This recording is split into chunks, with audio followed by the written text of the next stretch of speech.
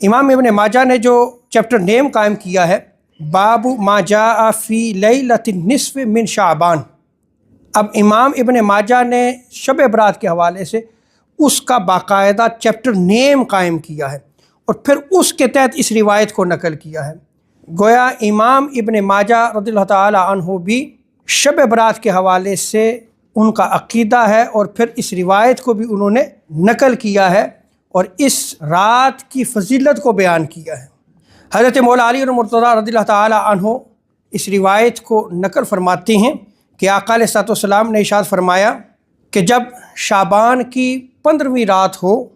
فقوموا لیلہا، تو اس رات کو تم قیام کیا کرو، وصوموا نہارہا، اس کا جو دن آئے گا اس دن روزہ رکھو۔ تو یہاں آقا علیہ الصلوۃ والسلام نے بالکل کلیئر فرما دیا کہ جو شعبان کی 15ویں رات ہے جسے ہم شب برات کہتے ہیں،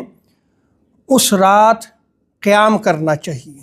اللہ کے حضور کھڑے ہونا چاہیے، رکوع و سجود کرنے چاہیے، اور جب دن آئے